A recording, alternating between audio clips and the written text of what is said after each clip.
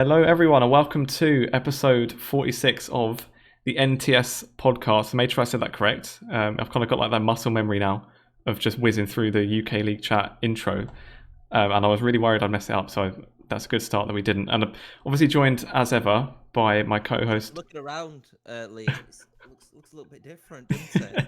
It does look slightly different, and I was worried that actually just obviously this is our first episode for the new season. I was a bit worried you might have like left me now that you've had that step up of being on the BBC and everything. I thought your ego might be a bit big, and I'm glad that you came back so I can kind of bring you back down to earth. It's purely because of the UKEL deal. That's it. It's the only thing. I would have gone. I'm pretty sure Excel already called me up. Yeah, do you want to make a? Well, you've got to get some like loyalty fees for being on that, haven't you? They got to send you a monthly check or something.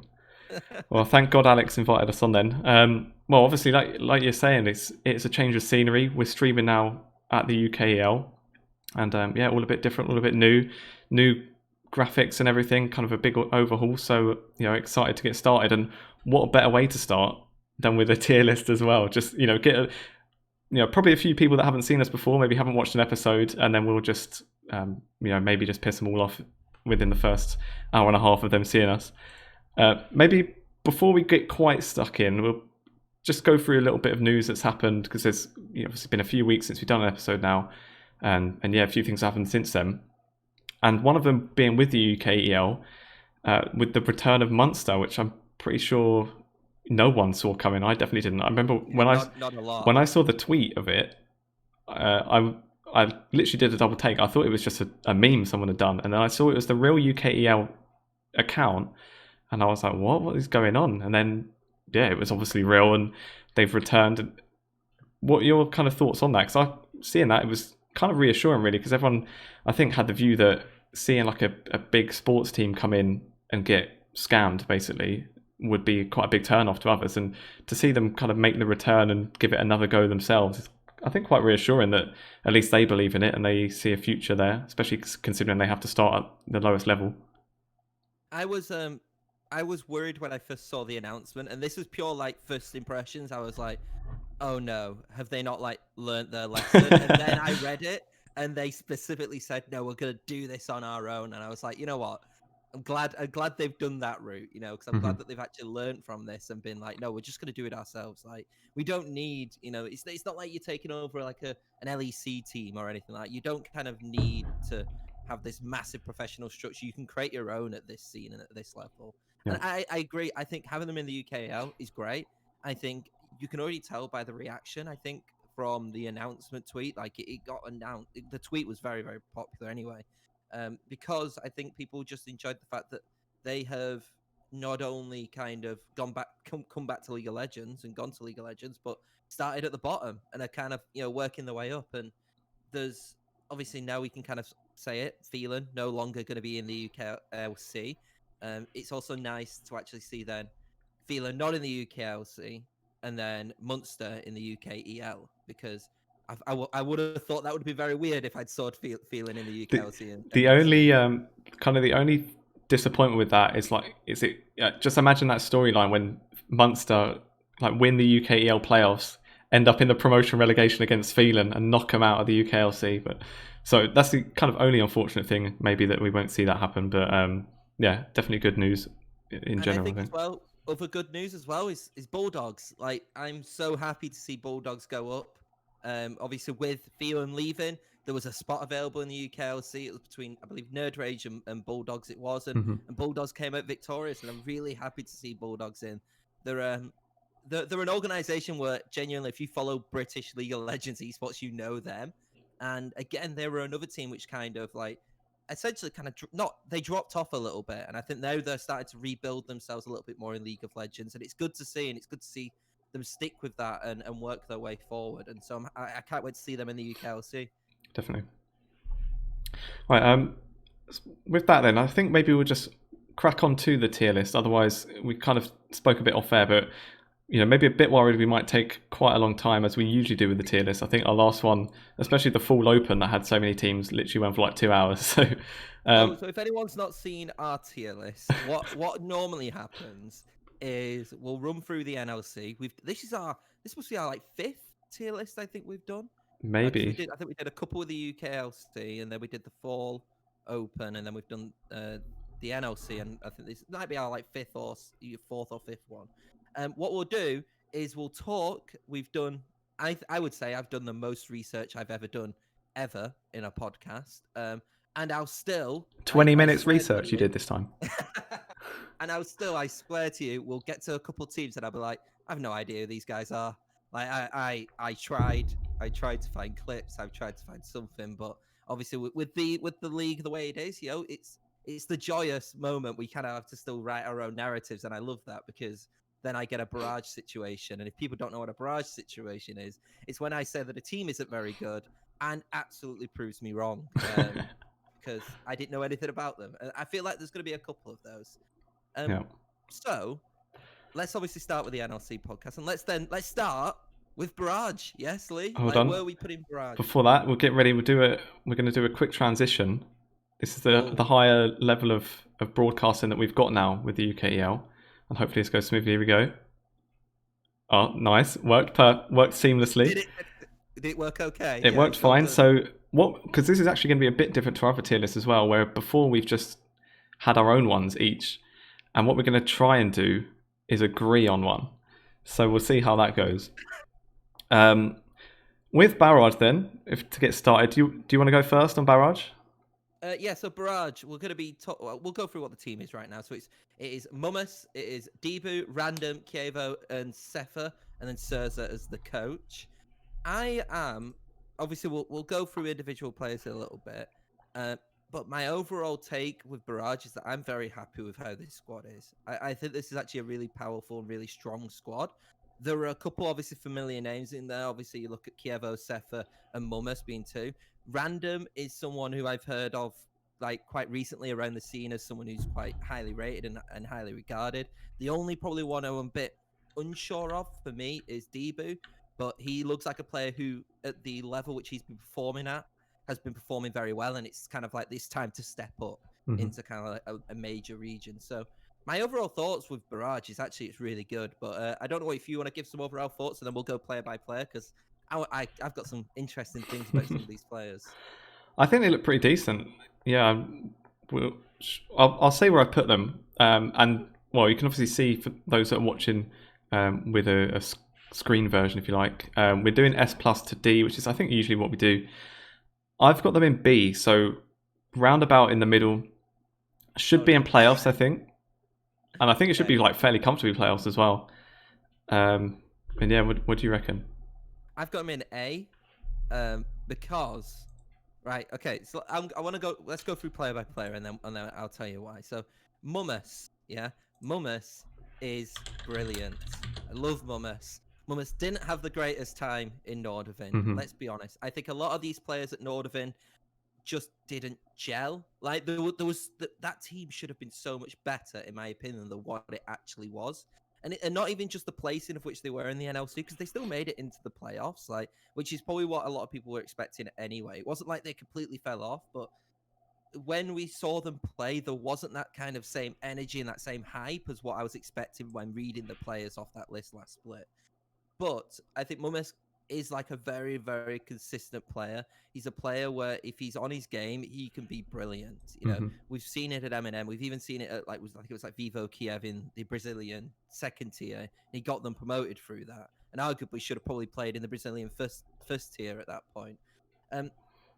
I think that like I said, it's been a bit unfortunate for him, but I think with this team around him, I'm really looking forward to it, and I think the Barrage has a good structure at kind of keeping players and getting the most out of the players which they can do. They keep that kind of competitive structure. Have you got anything else to say on Mummus? Not on Mummus. Maybe not as much of a fanboy as you. He's obviously a good. He's a great player. He is a really good player. And I'm happy to see him still around the league. I suppose maybe the one that could be doing a bit of a step up from where they played last season, at least, is Debu in the jungle. So he was in the Belgian league, I think, and I'm pretty sure there's a few players that finished high up in the Belgian league that have been picked up by NLC teams. So it'd be kind of interesting to see if there is much of a sort of level disparity, how well they do kind of coming into the NLC, which you would have considered a higher league. But yeah, generally I'm pretty impressed with the roster. I think they'll do pretty well. Now comes the point. I think as well Oh, yeah, go with ahead. Debu. I think what it's really interesting with Debu is the fact that like you said, he's kind of had that time to kind of basically show at Sector 1. They basically were they were the best side in that league, like 100%. And obviously you've kind of seen the and like you said, we've got the likes of PSV from the Dutch league as well, and then we've got a couple of, like, the Belgium league teams as well. Like, so the Belgium and the Dutch league have kind of all been this like little scouting ground. It Mhm. seems like this split because there's a lot of people who have kind of gone in. And like I said though, with KOVA and Cefe, I think it's good to point out with KOVA and Cefe that both of them were at Ents, obviously last split. Mhm. The unfortunate situation that happened with Ents, they probably would have stayed at Ents. It seems Yeah. like maybe if it was going to be like that, but I'm glad both of them got a team. They were consistently good. I would say that they were probably the best players at Ents in my opinion. Like KOVA especially. I think KOVA was great at Ents and kind of stepped up as a player. Or in fact, I'm going to deny that. Actually, I'm going to say that he stepped up at Barrage and then kept that at Ents, Mhm. and then has now gone back to Barrage, where I feel like he's very happy to be there as well. He's got his duo partner, and you've got to admit that right now, like having kind of a duo partner right now is really important early on in the season. You kind of got that synergy already, and I do play that a little bit into it. The fact that I do think they are going to finish high, because for me, A tier is you are guaranteed playoffs. Like, you're not a playoff fighter. For me, this team should be guaranteed playoffs. I look at that team, and if Random kind of lives up to the hype, which he can do, if Debu, can take that step up, which a lot of people seem to think that he can, Mhm. the other players for me are playoff players. So that's why it's A for me. So why are you saying B? Why are you lying to me? I kind of well, it'll maybe make a bit more sense when we go to other teams. I only had one team in A, and I couldn't quite see them on the same level as this other team that we'll get onto. I don't mind. I'll concede on this one because we have to come to some sort of agreement on every team.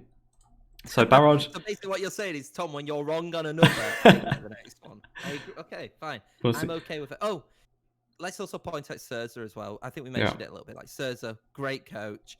They've got a great backroom staff, and so I think Barrage as a whole is good when they have kind of the cogs which work with them, which is the playing team, and I think they've got that this split. Mm-hmm. And one thing I want to touch on as well with the, like you said about KOVA and Cefe staying together, I wonder whether it has any impact. Like the whole item changes over preseason as well. It's obviously a huge change. There's going to be a lot of changes to balancing and everything.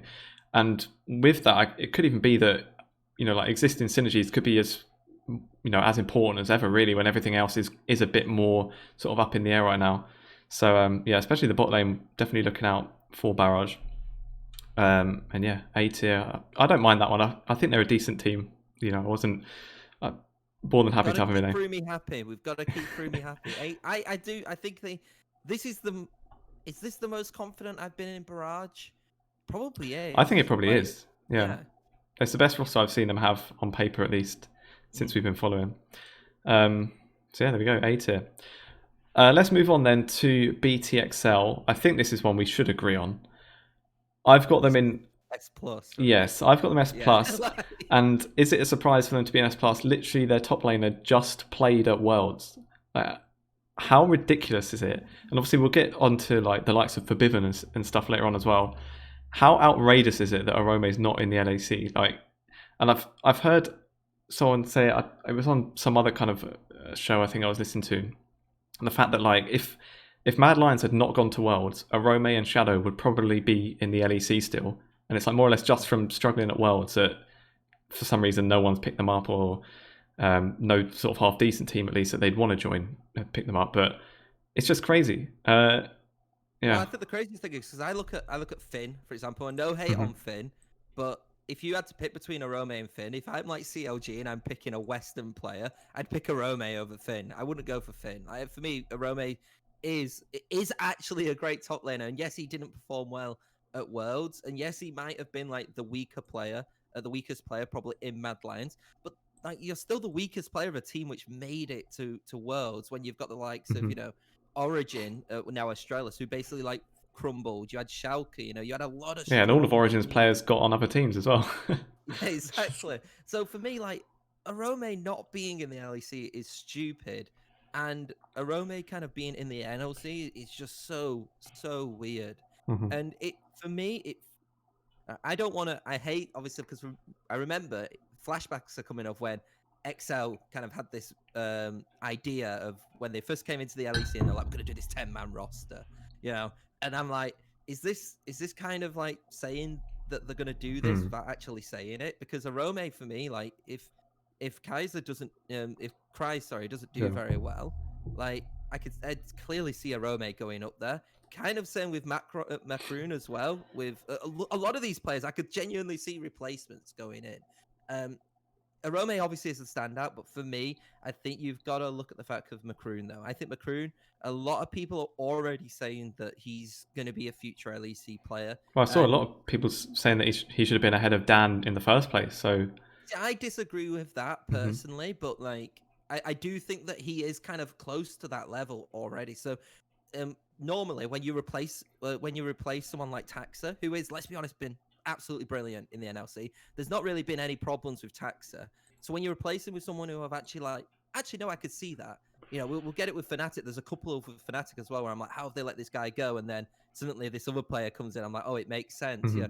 So I believe that obviously Macroon is great. Hat-Tricks and Deadly, keeping them two, I think, is crucial. I think that Hat-Tricks was the best player at BTXL last split. I don't think he actually worked too well with kind of what the special role, which I think he was going to be trying to integrate himself in. He felt like a little bit more of a different player. And I feel like that's why BTXL kind of didn't perform as well. I feel like they were still trying to play one style, and you kind of had the players which didn't really need fix the needs. And Deadly, I think it'd be really good to see what he's like without Kasing. I think Kasing probably should have, or maybe could have stayed. And I believe the only kind of downturn for me is Ardavind. But all I'm hearing with Ardavind is that he's really good, But I haven't seen him that much, and obviously when he was at Big, like, he didn't perform last split that well. But like, a lot of people are saying that he's really good, and for me, like, BTXL aren't going to pick up for me like a person who's second grade. So that's the only time, the one I'm like, Kasing, Ardavind, I maybe would have gone for Kasing, but there is nothing that's stopping this team for me from like stomping the NLC. Genuinely. To be fair, Kasing has gone to Movistar Riders, I think, hasn't he? With like Max Law, and it looks like a decent team there. So it may be that he didn't want to stay and they didn't have much choice anyway. We don't know how much he was on as well. Yeah. You got to think he was probably still on that kind of LSE Well, he joined as a start, didn't he? So it might not have made much sense. I was quite glad to see Swiffer there as well still. I think his contract was for the 2 years, if I remember correctly. But it's nice to give the coach a fair bit of time, let him kind of build his own side and develop him. And I suppose, for all of them to be playing ultimately sort of under Young Buck too is always going to be a draw for the players. So we'll see if he has any influence too. It's a really strong squad. It's a really strong squad. And I can't expect them. I expect them to win the split. Like, genuinely, I know Fnatic, obviously we're going to talk about Fnatic. I expect this side to win the split. For me, this is the best side in the NLC. When I'm looking at kind of all-round power, I look at this side and I'm like, if Ardavind, I don't know what his name is. I would guess Advien. What? Advien, I would have said. Advien. If Advien is, like as solid as what I think a lot of people are saying, then I think he's going to be great. And as long as if Deadly and Hat-Tricks can keep up the performance that they were doing, more so Hat-Tricks, then I can't see them doing anything. This is an EU Masters winning team, let alone an NLC winning team. I'm being honest. Yeah, and I suppose that's the goal really, and it should be for any academy team, to be fair. And we've kind of seen it every split so far. Like both Fnatic and XL are always saying it. They're always saying, that's our aim. We're aiming for EU Masters. And I suppose, like, couldn't even argue at points for XL. They should worry about winning their own league first, which they have struggled to do. But this is kind of the time where it does genuinely look like both teams should, that should be their aim. I think as well is that, like, both teams have clearly made that intention made, because there have been widespread changes in both of these teams. Even Fnatic made changes. Let's be honest, like, probably didn't need to make. Like, if we're being honest, like, in terms of, like, they've obviously got a vision of thinking about, here are what players either we can sell off for a greater fee to other teams, vice versa, or what we can do is actually develop teams from underneath. And I feel like that kind of shows with both of these teams that there's these two options still available, because Fnatic had a great squad already, and yes, they lost Dan, but obviously they did find a replacement in Dan, which I do think is serviceable. But I just think it shows kind of intent that both of these sides are wanting to progress and be better. Mhm. And I think that's because EU Masters is the goal. Like, I think Fnatic want to win EU Masters, 100%. Mhm. Definitely. Let's go on then to Dusty, who you've obviously had your beef with Dusty in the past, Tom, of, saying that they're not ambitious enough. And what do you make seeing this roster? Is there enough ambition for you? I think this is a pretty decent side, to be fair. I mean, I'm never gonna doubt a Godsent duo ever again. So obviously we've got the team is Flaxis, Chilm, still can never say it. Legions, Hoys, and Pedersen. And we'll get into the coaching in a second because it's just ridiculous. But I feel like Flaxish at Team Singularity. You look at Team Singularity and you look at the stats and you think, why is any Team Singularity player there? For me, they were the worst team in the NLC overall last split. Arguably, people would say MnM was worse, but I would say that with the changes MnM made, I would have said that Team Singularity by that end were the worst team and nearly got relegated. We forget one game away, that weren't they? It was 3-2. Yeah, they won 3-2 to KOVA, I believe it was. So it was so close to them. Well, they might have actually eventually been in anyway with the way that things were working, but they nearly weren't secured an NLC place. Flaxis for me though was the shining light, I think, of Team Singularity. I think if there was one player who I would keep in the NLC, it would have been Flaxish. And so I'm glad to see him get a chance. I do think it's a little bit of a stronger squad as well this time. You've got Chilm and Legions. I feel like they were consistent with Dusty. I don't think there was anything that was like stand out with them, in my opinion, but I think it's good to kind of have that little core. I think they're a decent kind of duo anyway, and I think that they'll still do well. And like I said, Dusty did actually, they were a mid-table side still at the end of the day.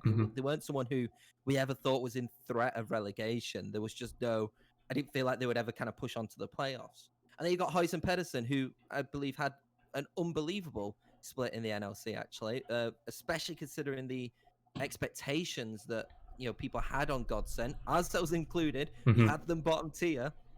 Hoys and Pedersen were one of the people to prove that. I think a lot of people will look at C-Boy and be like, he was the person which kind of drove that, and I do agree. So it could be a situation where maybe Hoys and Pedersen aren't as good without C-Boy, who was literally a star.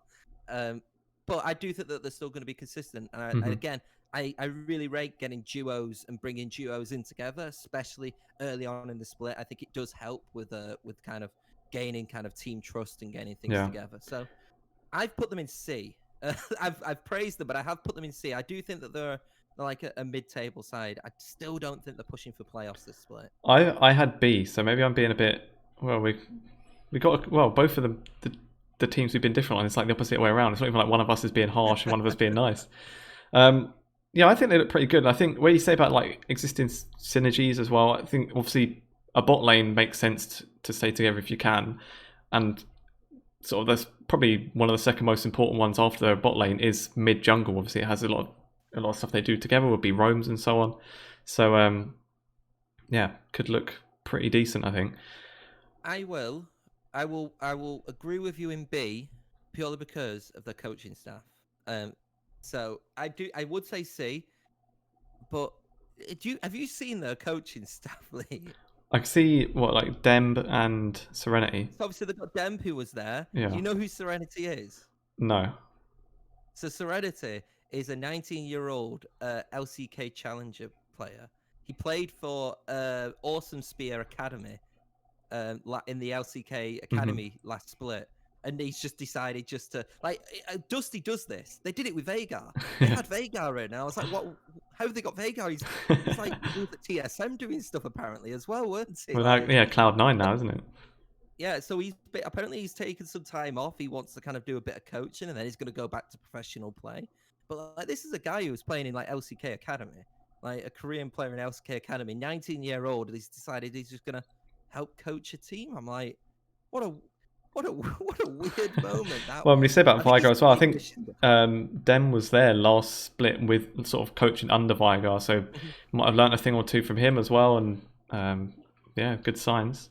And I think as well, if you're Pedersen, and you've got kind of someone who's obviously very into like the Korean like challenger ladder and is into obviously the Korean ecosystem, even at academy level, you're gonna learn a lot. Surely, I think even from kind of more like a mentality standpoint in terms of like training, like grafting and stuff like that. We've heard it all before, obviously.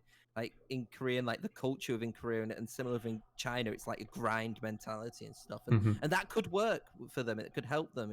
It's just such a weird. Yeah, I hope I saw it, and I was like, because it was like I saw that he was like South Korean. I was like, why is he random South Korean kind of in like the NLC? And then I realized, yeah, academy. He was I think he was at another academy team as well, like before Awesome Spear, but insane. So yeah, I'll push it up to B just because of that. Fair enough. I've already put him in there, so yeah, glad you agree. I can't see it. So yeah, Tom, yeah, I agree with you. A. Yeah, we'll see. Let's go on then to Fnatic Rising, shall we? And having spoken about, well, there's two layers to this. We're saying about how mad it is that Arome is in the NLC. Mm-hmm. It's obviously even madder to see Forbidden in the NLC. And what's even madder, he's not even the most famous player that has been on Fnatic Rising. Obviously now with Chibs. Chibs has got like 1 million followers on TikTok. So imagine that hit to Forbidden's ego, like double whammy. But yeah, it's just crazy to see him at this level. I actually disagree with you right off the bat there. I don't think Febin is he's obviously a massive player, but I would say that Febin, for me, off the back, he's going to play a very similar role to what Kasing did for XL when he went to Academy. Mm-hmm. And that doesn't mean that I think Febin is definitely a lot better of a player, like at that point in his career than Kasing, and that's no shade on Kasing. I think Kasing's still great. But you look at like for me, someone who literally just went to Worlds. I feel like Arome is a better player in my opinion than Febin. But what a person! It's the only person I'm actually like, okay, they replaced Magifelix with Febin. I can understand that because Magifelix is insane. I have a little bit of doubt still of Pride. So the team I'll go through the team anyway. Pride, Maxi, Febin, Bean, and Rux. I think it is, mm-hmm. is how you say his name, I think. I still have a bit doubts of Pride. They're not as bad as what they were like last split, because I think Pride actually really, really showed himself like in the NLC this last year. I think so I'm not too bad, but I wonder if it's just going to be like a one and done kind of thing with Pride. I want to see kind of more consistency from him. I wanted to see him continue to keep getting better. Mm-hmm. Maxi is another one. I'm like, Maxi was great with Sencooks and was great with Riddle. Obviously, we know though that Maxi and that kind of Riddle team was a group of friends. It was a group of friends which were kind of brought together, and they wanted to all play together, and that did help. Like they were all unbelievable players. Let's not forget that they were all brilliant players and all deservedly where they were. But it'd be interesting to now see kind of Maxi back into what is more like a professional. You're playing not because you're a friend of someone, mm-hmm. because you're actually needed the best role you can. So I want to see kind of how that kind of works. And I want to see how he works with Febin, because I do feel like he's a different type of mid laner than what Sencooks is. I feel like Febin's going to be a little bit more kind of controlled, a little bit more relaxed, where Sencooks was a little bit more aggressive, I felt anyway. Febin could probably still play that aggressive style anyway if they do want to go that. So I do have like a little bit of doubts with the play style. Bean and Rux though, I think are going to be great. I think that while Bean again was another one on big, obviously ad hoc gaming as well. But again, I've heard that he's really, really good. I don't watch like the regional league in terms of Germany, so it's a bit. I don't want to kind of say, oh, he's good at this person, good at this player and this player. I'm just kind of getting what I basically asked of people. And I think Rux is great. Like, mm-hmm. I think Rux is a great support, and as much as I love Bravado, probably is an upgrade from Bravado. I think Bravado's great, like I said, but Rux is brilliant. And then to cap it all off, a little bow on top, you've got Kick's coach coming in. So when you've got Kick's coach coming in, who, let's be honest, is the person who is solely responsible for Poland having more seeds in the EU Masters than the UK and the NLC. Like, this guy's a good coach. I really respect it. I really like him as a coach. I hate him because he made Kick really good and took seeds off us, because if Kick weren't good, we all know. Kick didn't finish in the finals of that one split. We would have had seeds. We would have definitely. Yeah, so now he has to make it up to us by winning with Fnatic and get the seeds back. Yeah, win EU Masters. That's it. I think it's a well-rounded squad. I've put them in S. I haven't put them in S plus. I think there's only one, which is BT. Really? Yeah,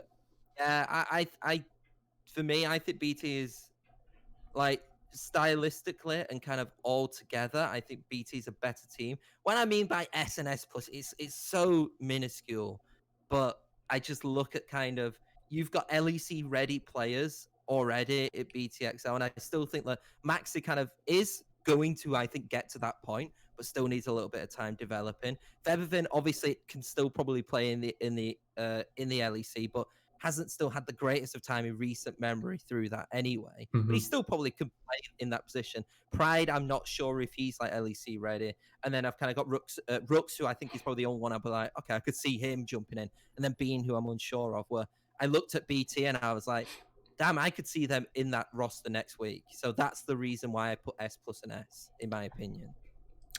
Fair enough. I suppose it's my turn to concede then if you took the last one. So I'll go with S as well. I did think with Forbidden, just to go back to that it was kind of a similar thing like what you said with the Rome, where they're probably not thinking so much on, you know, Fnatic Rising's, well, how well he does with them. It's something where you imagine it's like there's a good chance if Niski's not playing well for a few weeks, we're going to see Forbidden in the LEC. And I think a lot of people even said that when Niski was announced, that they should have just put Forbidden there anyway.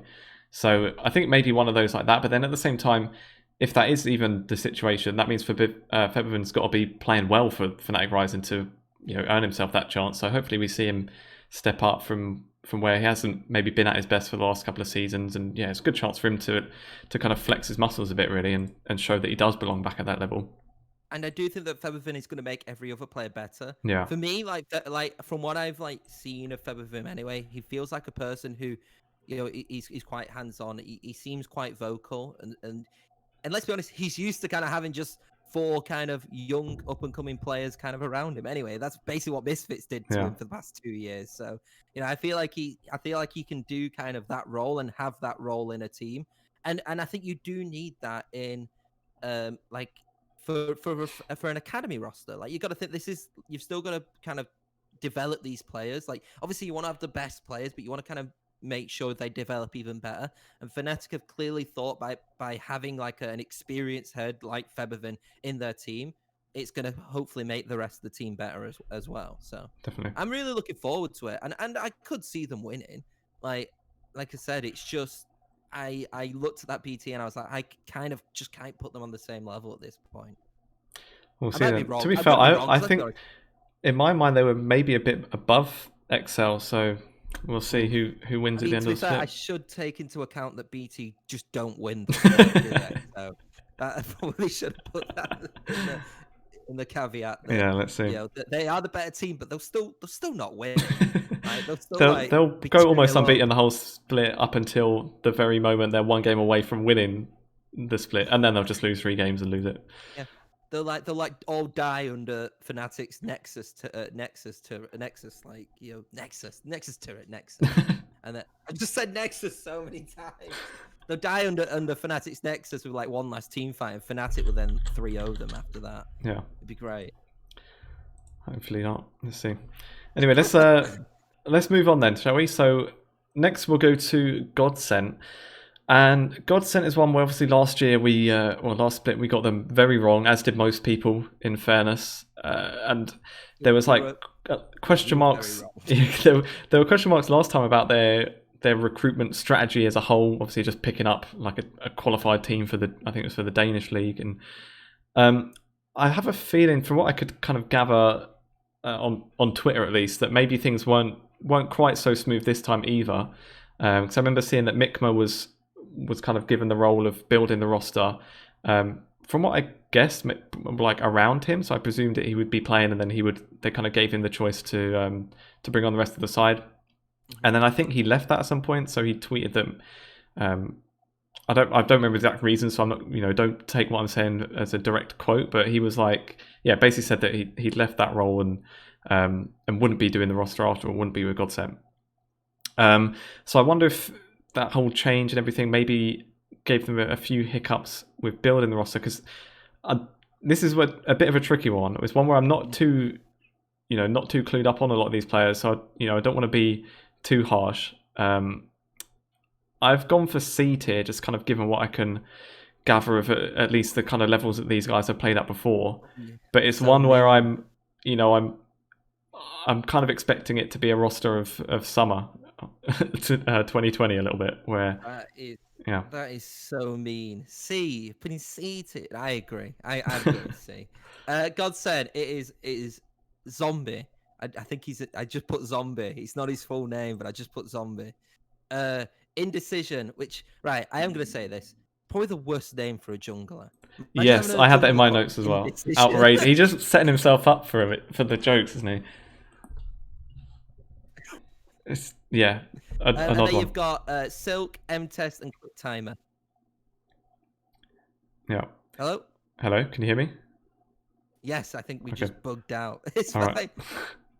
Yeah, because I was looking and it looked like a couple of the players, I think it was Silk in particular, had not, from what I could tell, like barely had any competitive experience before. So that's why I was thinking, this could be the sort of hidden gem though. So this could be where our tier list falls apart. We may know nothing about him, and he may come in and like first or second game just smash Feberven against Fnatic, and then suddenly everything's all upside down, isn't it? So if in doubt, what I did is if I couldn't find anything about them, I went on LOL Pros.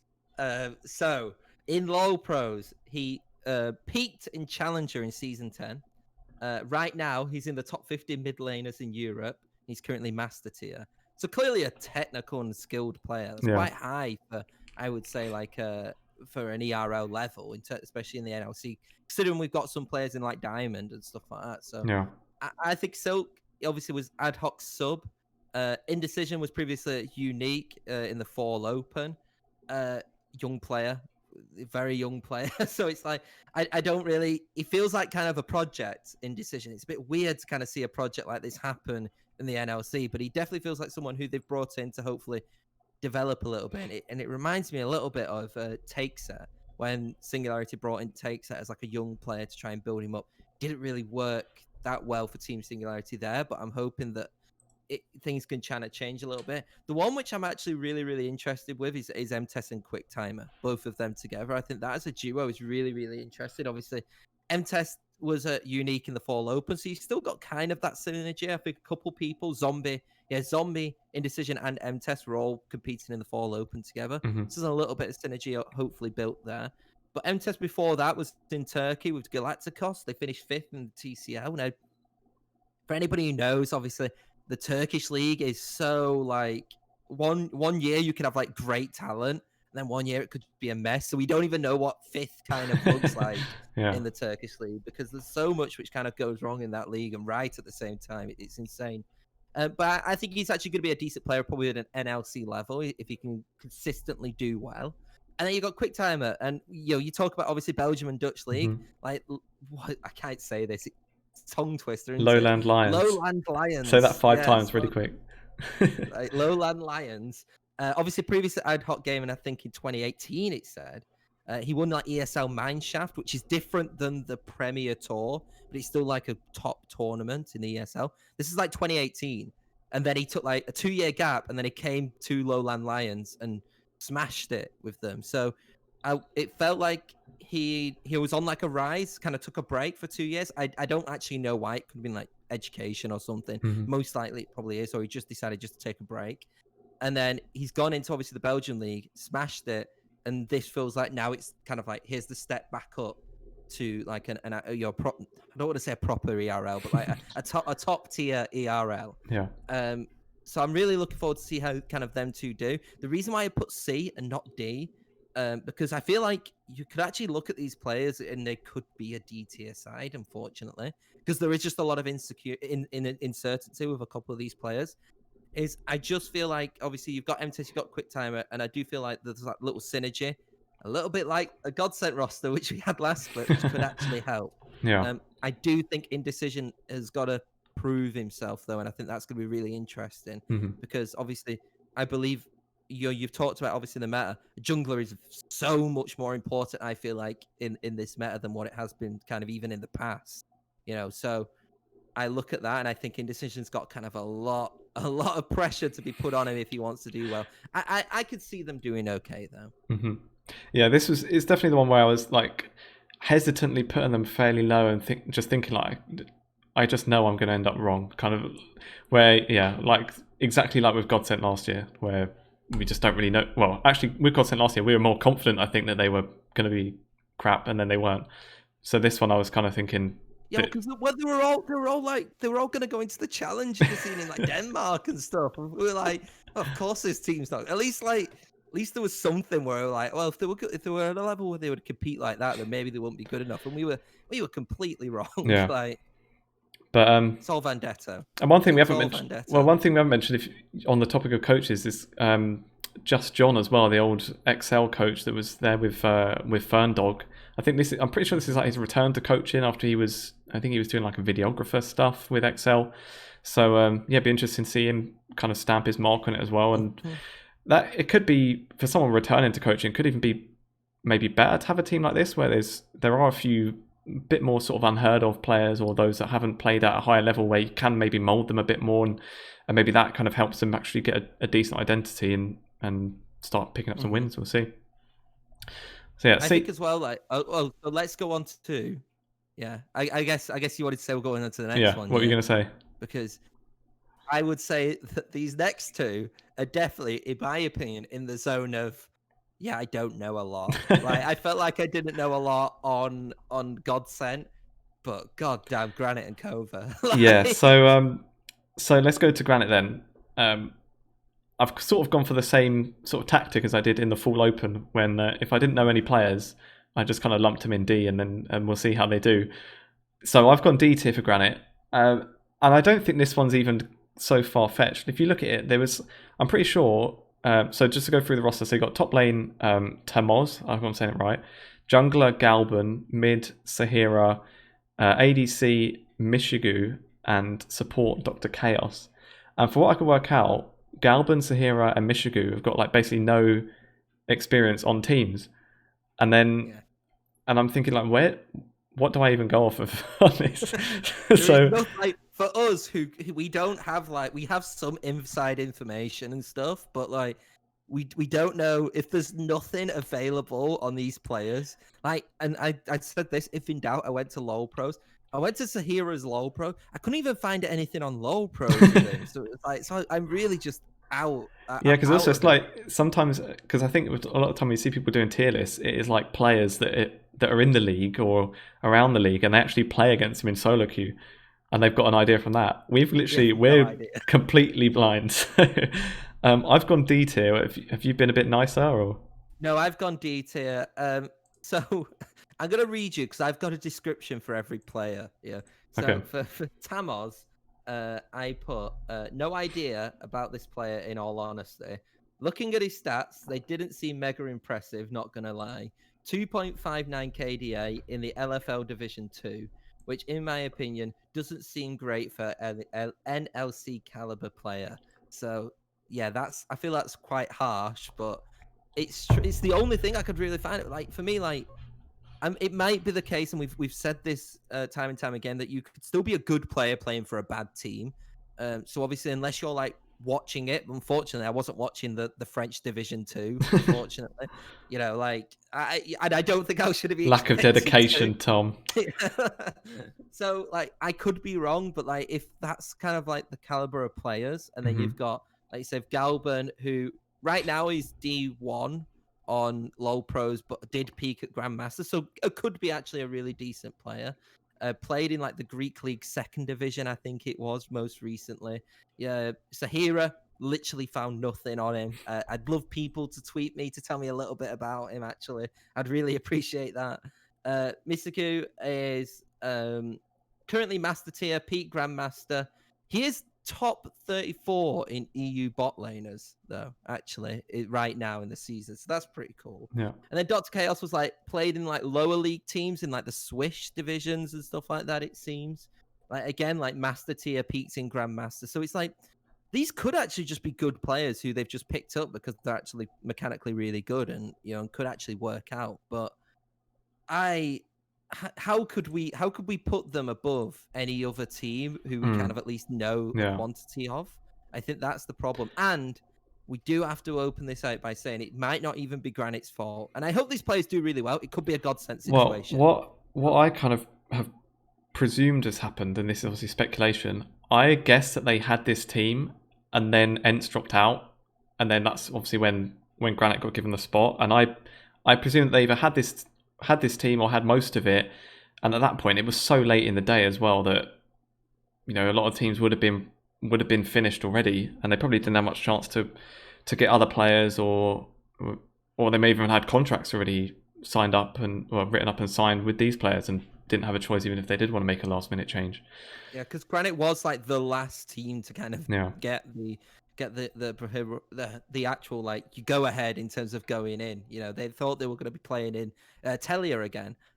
In all honesty, so until about 2 weeks ago. So it could be. So it's not. It might not be the fault of the team. It might not be the fault of the players. And to be fair, these players got the opportunity, and that, you know, Godsent had the opportunity when a lot of people were saying that they shouldn't have got it. And look what Godsent did. Exactly. So very much could be similar. But for me, we can't put them any lower? Like, I can't. Well, we could put them lower. Any higher? We choose not to, but we can't put them any higher. Yeah. I think that's fair enough. I don't think we're being too harsh anyway. Let's go on to the next one then, which is the other team that got given their spot, which is KOVA Esports. So they obviously came in after Munster dropped out. I've been a bit nicer with KOVA. I'm going C tier. Okay. Because we kind of saw them against Singularity last split. They were very close to coming into the league in the first place. So you could argue they were almost at an NLC level. And I kind of give them props for not changing too much either. They were obviously another team, like we're saying, they got given the slot later on, so they may have also been building for the lower leagues. But I was quite happy to see that, yeah, they do sort of stick with 3 of the 5 at least, and they're kind of happy to keep trying to build on that, and that may be the thing that kind of keeps them in the league and sees them push on from there, and not just be sort of scrapping to stay in at the end of the day as well. The 2 they did change, they brought in Outlandish and Proka. Not 2 people that I really know much about, so I can't really say if they've strengthened on what they had last time or not. It may be side grades or downgrades, I'm not really too sure. But yeah, from what I saw of them against Singularity, and thought they looked pretty decent, and can only imagine they built on that since. I think Outlandish, obviously, the most recent kind of thing which I saw was that he was with My Insanity in the Prime League, I believe it was, and he got relegated with them. But still, like, the Prime League, I feel like what we're seeing is we're actually seeing quite a few, like, kind of middle table or relegation teams who've come to, like, the NLC from the Prime League, because the Prime League is such a competitive league. In my opinion, probably the strongest league out of all the ERLs. So maybe till LFL this split, but probably before. Yeah, definitely.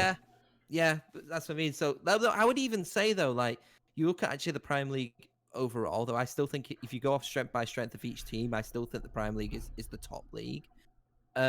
So Outlandish obviously has got that experience in, like, a Premier League, and so could do very well.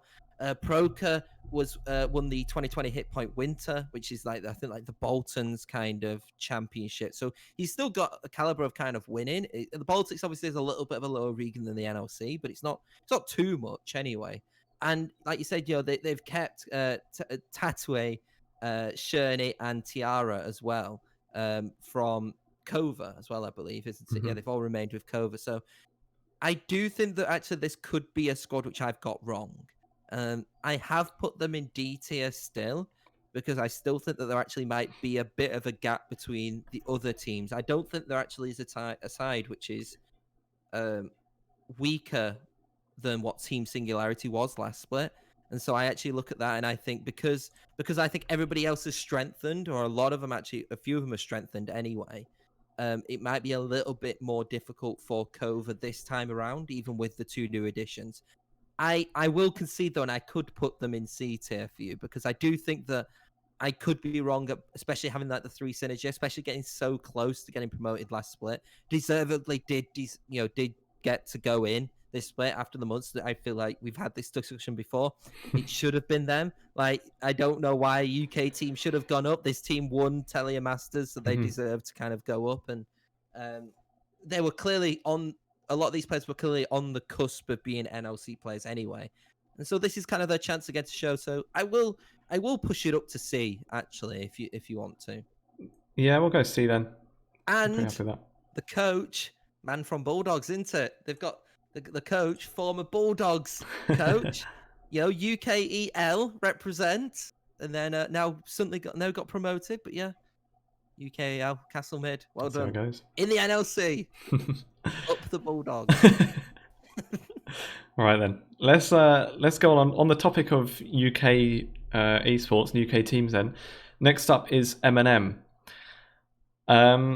You said UK. Like, I'm looking at the In fact, can we let's go through this now? I'm pretty sure we've named one UK player so far. Have we even one? Yes, Deadly. Oh right, yeah. He he's obviously got like the Spanish audience. I feel like he's kind of like a hybrid at this point, but he's a resident Spaniard. Kind of, but yeah, we'll still take it. With beggars can't be choosers with UK talent. So yeah, going on to MnM then. Why don't you go first, Tom? I don't want to look. Okay. You go first. So we have got Bob Easter, Raxit, Air, Blue 45 TY as support, and the ADC is Mihai Barros is my guess. Mihai Barros. We'll go with it. Okay. I might have to look at my notes a little bit on this, so I do apologize. Go ahead. So Bobby Bob Easter is a Baltic player, previously with Asuba, who finished 3rd in 2020, and Team Samp to finish 4th in Spring. So, kind of again, another one of the Baltic kind of players who, has a little bit of experience playing in these, kind of higher tier ERLs. A little bit of an unknown entity for me, because I don't really follow the Baltics. But going off these stats, when I looked at it, he looked pretty good for Asuba, and so could be a good player for them, actually. It's not someone who I don't think will be like a bad fit for the NLC as a whole. Raxi, former Team Thrill in the Dutch league, so and Pride with Poland as well. So again, got that kind of Polish. We're gonna say this with Poland now. I feel like the issue with Poland is it's very like 2-3 teams. It's mainly 2 teams. So again, it's hard to kind of judge how 7th place Polish team with Pride kind of does. But I think Team Thrill, obviously, he did well with Team Thrill. I watched a little bit of the Dutch and Belgian league, and so I really actually like Raxi as a player, and I do think he is actually ready for the NLC, and I'm happy to see him take this kind of step up. He's only 18 again, so he's another bit of a young player, another player which I think could kind of learn, hopefully from the likes of Maxi, and Macroon as well. So there's a lot of good junglers, I think, but we've also got a lot of young junglers as well, which is really interesting. I do think he's refined himself, especially in like the Dutch league. I feel like he wasn't really ready for the Polish scene in that kind of top ERL kind of system. But I feel like with Team Thrill, he kind of proved and he kind of refined himself a little bit more and became a little bit of a better player. So now I do think he's able to take that step up. Air, I love Air. Obviously, probably he was at, let's be honest, the best team in probably Portugal at that point. They did win the LP. Not the LPL. It's the LPL OL Grand Final. However, he didn't compete at EU Masters because he only appeared for the Grand Finals. He actually never played for them in like the summer and in the spring. Previous to that was at Unique and Enclave in the UKLC. So you got to appreciate that. I love that. I feel like actually when we saw at Unique, I thought he was really good. I believe he played him in the fall. This is the different player that we saw in Enclave in the UKLC when the UKLC was like the top division.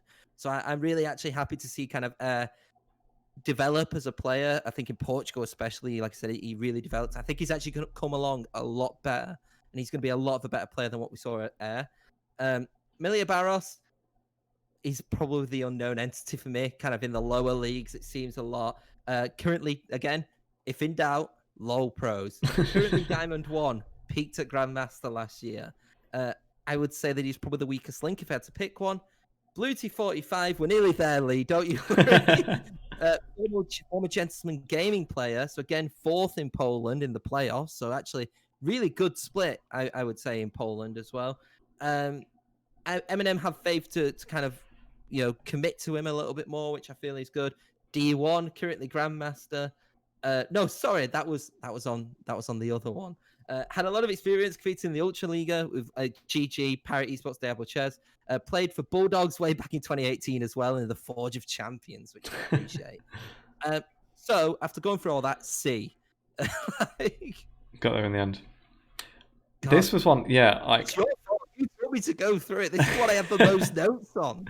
Yeah, you've done a good job. Like mine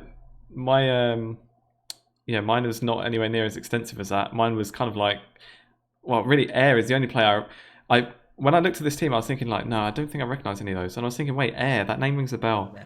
And then that's when I looked, and we were saying like with Enclave, it was that split where they were winless until the very last match. I think Air even left like halfway through the split, and I'm pretty sure from what I remember at that time, it was like one of the first teams he'd even been on, so he was like still quite a new player, and maybe just for a new player to go on that kind of winless run probably doesn't do your confidence too good.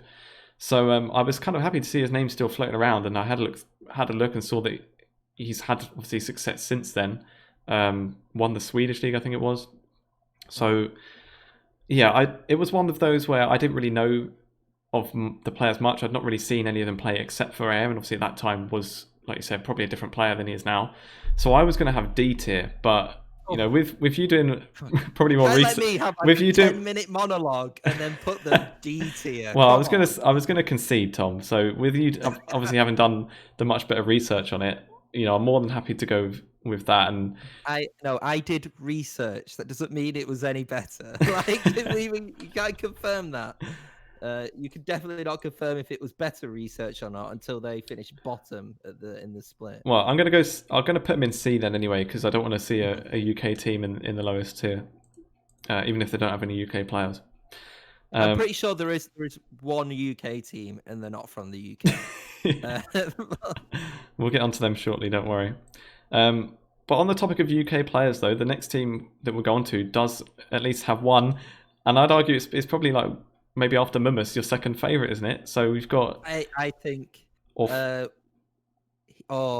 like picking between children. Right. So Nordavind, we're gonna keep this short. Kerberos, Sharp, Ericsson, Chrisberg, Touch. It's an A-tier team. Yeah, I agree. I'm just going to talk about Kerberos for a second, and then you can go through the other team. Yeah, obviously former Diablos star. Won the regular season. I don't think they won it overall, did they? No. But they made it to EU Masters, I believe, as well, which was good. Demise, the star of Demise, literally, Mr. I will do anything. Yeah, because Demise were not that great. I think if anybody can remember this in the UKLC, this is again when it was the first tier. Demise were always the team which like teams would just beat, but Kerberos would not let them die. Kerberos would try so hard to keep them. I think it was one game against like BT, and this is when BT were like 18-0 and something like that. And BT were demolishing them in every other lane. Yet Kerberos was there. It was just like Yorick or something, wasn't it? Yeah, it was just destroying. I was like, to a point where I was like, right, Demise are definitely losing this, but is Kerberos going to win this? Like, if they had won that game, Demise wouldn't have won. It was Kerberos which won. Like, he would have had his own little record on the table, I would have thought. Mm-hmm. UOL, we have to point it out. I don't think he did as bad. They're in playoffs, weren't they? Yeah, they made it into playoffs. This is UOL, the sexy edition, which is so it's the German kind of feeder team from the Russian side. I think they made it into playoffs. They did very well. I think UOL expected to do better, and I think that's why they've kind of changed their entire roster. But glad to see him kind of. I feel like this is the best kind of side we've seen him in the region, obviously, which we report on, which we analyze. So I'm glad to see him on like a strong side, and I want to see what he can do because at Diablos he was very much the star there. At Demise he was the star there. At UOL I feel like he wasn't. But maybe but that's a different region. It was a strong region as well. Like I said, it's the Prime League, and now he's got this kind of massive side at Nordavind, and I can't wait.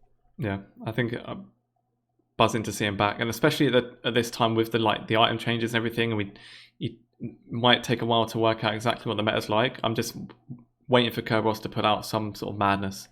And who did Kerberos replace at Nordavind? Is the he's got big shoes to fill. It was Mummers. So well, this decides it then. Like Nordavind probably didn't do as well as they'd have hoped last split. So if they do better with Kerberos, maybe that settles the argument once and for all. No, but I'm going to say this now. Yeah, is that Mummers is a totally different player. I think you know this. Mummers is a totally different player than Kerberos. And maybe, to be fair, this is the style that Nordavind are wanting to play. I'm looking at the team, and it feels like it could be a very top, like heavy kind of your team anyway. Is there any other players which kind of point out to you? Obviously, you've got Ericsson and Chrisberg coming back as well, which is quite good. Well, one thing that did stand out to me is the fact that they've not really got like a weak spot, especially in terms of the lanes. Like we talk about Kerberos. Ericsson has shown over the last couple of splits he's definitely a strong mid laner at this level. Chrisberg was holding his own last split as well. He's consistent. I think I want to see more from Chrisberg though. Like I feel like Chrisberg has been very consistent, but I don't think he's been like a standout. And I feel like as an ADC, it's quite hard to kind of. I feel like you need to stand out a little bit more. You obviously can play more the supportive role, but I just want to kind of see a little bit more from him. I do think he's good though, Chrisberg, and I'm glad he's staying. Yeah, especially I'm pretty sure the meta right now is I think it's like the Kraken Slayer ADC item that's really strong. So it may be a bit more focused on the bot lane right now. So we maybe see over the first couple of weeks if Nordavind do sort of play around that and we'll kind of see his full strength show itself really. But yeah, this was a team where it looks like one that should be able to adapt fairly well. Like I think they could play around potentially any of the lanes. The one thing, if they are playing around bot lane, for example, how is Kerberos going to be playing as like a more weak side top lane? I don't think that's something we've really seen him do in our leagues. To play weak side, come on. But the thing is as well, part of the reason I think we've not seen him do it is because, like, especially say on Demise, he was like their only chance they had of winning a lot of games. So we've not seen him on a team where he's kind of had the need to do that. Whereas before he's been like kind of had the team on his back, especially at Demise, where it has to be played through him. That's their only chance. So I think it'll be pretty interesting to see how he plays on a team that might not necessarily play through top lane every game, and they might not just give him the Yorick and KO every other match. So yeah, pretty excited to see how that goes. But yeah, one thing as well is Touch. I think is very interesting because this is kind of the first time that we've seen an academy kind of player been promoted from like not. It's not like an LEC to an ERL. Like Touch obviously has been at Nordavind's academy.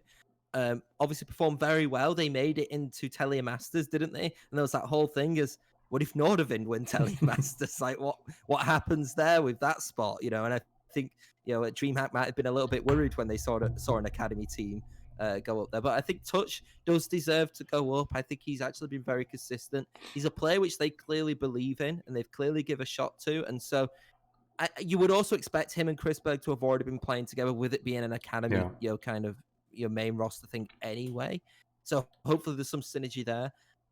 I would think the only thing was Sharp. In the fall, I was very, very optimistic about how Sharp would do. I thought, oh yeah, he was 10th on E-Monkeys. It's fine. It's still the LVP, or the SLO. So, but he really didn't do, I would say, the greatest for Viking in the fall. But this is now, I would say, like his full kind of NLC debut, really, or NLC opportunity, because this is kind of the time for him to show himself. Because I worry that if we see Viking Sharp, I'm a bit worried. Even though he wasn't bad, he just wasn't great. Yeah.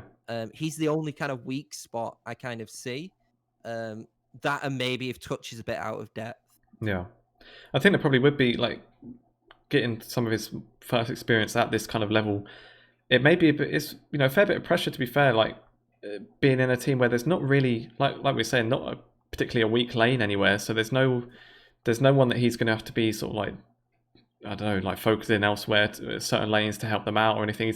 There's no one that's exactly going to drag him down. If you're in a team with competent laners in every lane, that's your chance to thrive really as a jungler, and you can choose exactly how you want to play, where do you want to focus, and change game to game. So yeah, it's definitely his chance to show himself at this level. And a little bit more of a promotion a little bit as well is the coach Doric. Envision UKLC is obviously now coaching Nordavind. was previously, I believe, at Dig Academy as well. I looked at as well. So because he's an American coach, so we've got kind of a little bit of an American coach wars now with Surza and Dorok, which is always interesting, you know. I'd love to get him on and to kind of realize like why is he kind of coaching in the NLC as opposed to kind of, you know, Dig Academy and other kind of academy things. So that's really interesting. But yeah, again, nice to see kind of more different coaches coming up as well. A couple of players as well, actually, we've seen kind of maybe not the head coach, but are kind of taking that supporting coach staff as well, which is always good. Because if there's been one thing which I think the UK scene and the NLC scene team has done quite well, we've had good coaches. I mean, you look at Pad, the main example. He's now Mad Lions' assistant coach, isn't he? So that's a big move. You know, Hansen has had success in the past. I believe I think he's at Origins Academy or Astralis Academy now. Yeah. I think it is. Either the academy or I thought he might have even been like an assistant type thing as well. I'm not 100% sure, but he's with Astralis. Yeah. One thing on the topic of Nordavind, assistant coach for Astralis. So yes, that means that's two big coaches who, you know, and I feel like we've got a couple other coaches who are kind of on that way, which are quite good. Yeah. And before we move on from Nordavind as well, I wanted to give a shout out to their announcement as well. I thought that was quite creative. I think it was Touch, wasn't it? Like doing like Tinder on his phone to choose their players and swiping right on the ones that they thought should join. I thought it was quite creative. Sorry to have let down anyone that was looking forward to the roster announcement tier list again. It was so late for all of them, though. Exactly, it was so late, and we were arranging this whole move to UKEL and everything. Just wasn't the time. Maybe next split we'll come back with it. But yeah, I thought that was a really good one. That would have been up there in and amongst the S tiers. Let's move on then to Riddle, to go kind of back to a team where maybe we don't know too much about, you know, a few of the players. The one that we do know obviously is Bravado, who from what I could tell, because it seemed quite late that it was announced that he wouldn't be with Fnatic, and from some of the sort of murmurs that we heard, even I think people weren't too sure if he'd still be with them or not, maybe as a sub or something like that. He's obviously decided not to, which is fair enough. You know, if he was going to be a sub, then he's well within his rights to make the move. I don't really know much about the other players though, but to be fair, from what I could tell, I think it was Bravado when he like made his tweet saying that he was joining Riddle, he singled out and I'm probably saying this wrong, Aura or Ori. Yeah, I thought it was Or, like just Or. Well, I don't know which one to even go with. I'm going to go with Aura. That was my first instinct. But he kind of singled him out, saying like, "Oh yeah, really excited to play with him." So that must be someone at least Bravado sees as, you know, a strong player, and Bravado himself is always really good. But I think one thing that they'll always have as well with Bravado is that edge in draft, where the whole Tarek situation that he had with Fnatic, where it was just literally a must ban, and if it wasn't banned, he would play it and they would always win. So even if the other players he picked up maybe aren't, well, you'd obviously say they're not at the level of that he had with Fnatic, but even if they're players that could generally struggle at this level, they should always have that kind of trick up their sleeve, really, where they've got that kind of different thing to bring to the draft, where everyone's going to have to prepare differently against them, I think. Mm-hmm. Yeah, no, I agree. I think that the trick up of Riddle's sleeve is Bravado, isn't it? It's kind of that. It's that unknown kind of. We know that Bravado's a great player. I am, if I'm being completely honest, Bravado, I would hope, kind of maybe had a little bit of say in kind of how this team was done. If not, he must obviously still believe that this team could do really well. Because I can't imagine him I can imagine him maybe being a player who would have kind of waited a little bit longer, but he clearly wants to play, and I appreciate the fact that he wants to play. I think Ori is going to be really, really good. Obviously, former Lowland Lions. Like I said, I watched a little bit of kind of them. I think that he was really good. Clearly is a step up. I really can't wait to see him in the NLC. I think him and Bravado, if I'm being honest, just because of the lack of knowledge of the other three, are the only reasons why I'm putting them in C tier and that's not where B I've got them tier. as well. Yeah. I think, like, I've looked at Apples, and have you seen Apples? It's really weird because he was playing for Playing Ducks, who were in the 3rd division of Germany. I feel like he was just doing that as like just because, because he was a coach for Buzzkill in the TES. Like, he was the coach when they made it to Telia Masters and stuff like that. So I'm like, well, I mean, to be fair, we may be a bit of a shunned because the last time we saw a coach like kind of transition, we saw it at was it Shadow in MnM was like the strategic coach, didn't he? And he played support or something like that. Right, yeah. Didn't go very well, but I think this is a little bit better than that. Slight different situation, I'd hope. Yeah. Yeah, it is. Yeah, so I'm like, I'm really interested of why he's kind of how he's kind of gone into this team. Mhm. He could actually be like a really good voice as well. I know, obviously, because he's done a lot of coaching, it could be that.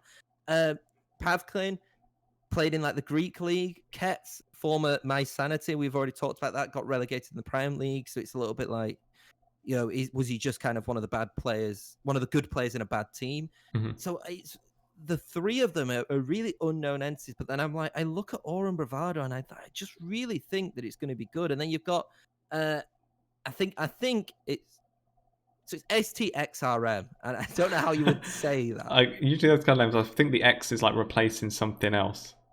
But what is it replacing? Your guess is as good as mine, Tom. So he was Lowland Lions' coach. Yeah. So obviously he's now taking this step up. We're seeing a lot of Lowlands Lions, and I feel like it's really annoying because I feel like we've got it perfectly each time though. So I was practicing it beforehand. That's why. So I'm curious, and I think maybe I'm a bit down because obviously the Riddle roster last split was ridiculous. You know, it was a bunch of people who they got together. Well, it was the Barrage roster as well. Like, and I think they're aware that this probably is a little bit of a step down. But like I said, you look at kind of that bot lane, and maybe this is something to build on, and you could see that it's something potentially like that. But to get Bravado in, to get Orin, and I don't know about the other three. It's so weird. Yeah. From what we know, at least the pots that we're aware of, they look like they're not like a bottom side. Probably one that would be hoping to nick a playoff place, I would expect. So yeah, we'll see how they do then. I expect them to be like the Dusty, if I'm being honest. Like, I think they'll probably finish like 5th. Or I don't think they're going to be like in relegation, but then again, I don't know. It could be. We'll see.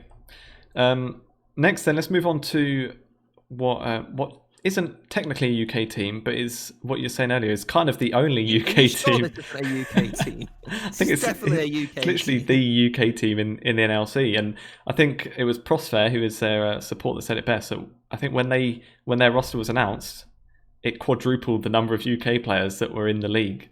So we're talking about Team Singularity, who for those that haven't seen it, they've got Wazor in top lane, Nulty jungle, Furoy, I think is that right? Yes. No. Yeah. Furoy mid, Dragdar ADC, Prosfair support, and Turok Kiao as the coaching staff as well, also sort of UK based.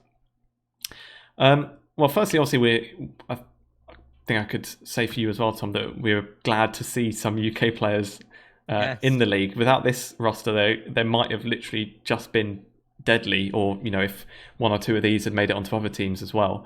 So yeah, firstly, very glad to see we've actually got a few UK players at least, and it's kind of, I feel like maybe a bit of pressure on this side to prove that the UK talent can actually do it. And because if this team crashes and burns, then what would be the reason for teams to pick up this kind of UK talent? Because these are a few of the better UK players, aren't they?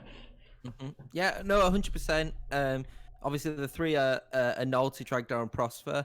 Prosper's a known entity. Like, we know that Prosper is very good. I think that, though, I mean, it's very good if we kind of get rid of the fact that he played for Nordavind Black. I think in the fall open, that just wasn't good for, I think, anybody involved.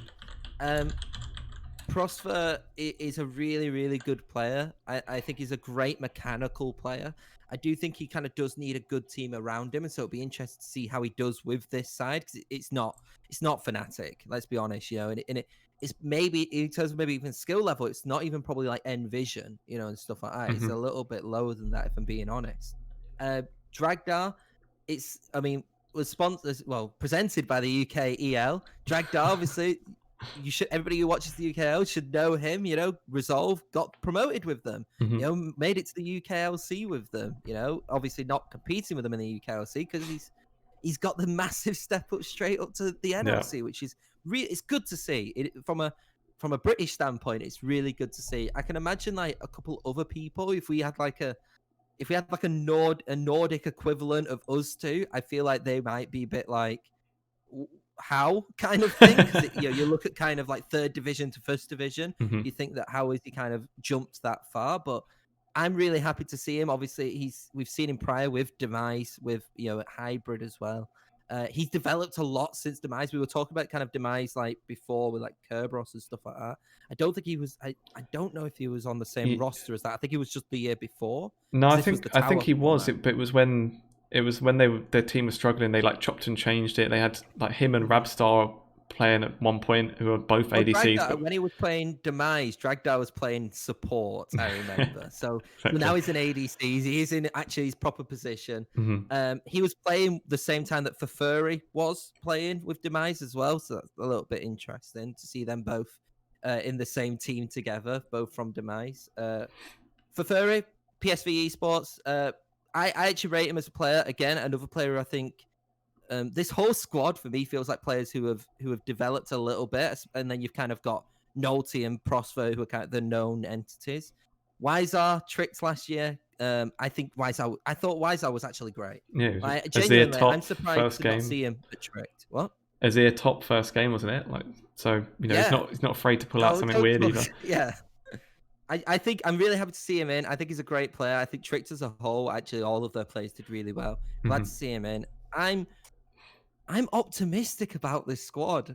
Is it because it's just 3 British players? I think it might play a part, yeah, but I'd say I am too. Whereabouts are you going to put them? Where did you put them? I'm interested. I've got them B tier. I've got them B tier. I thought I was being too high, but we may genuinely be too high here, actually. But I like Prosper's a great player mechanically. Nolte didn't have the greatest time at Nordavind. I think we can be honest. He wasn't, if we're being honest. And I'm going to be completely transparent with people here.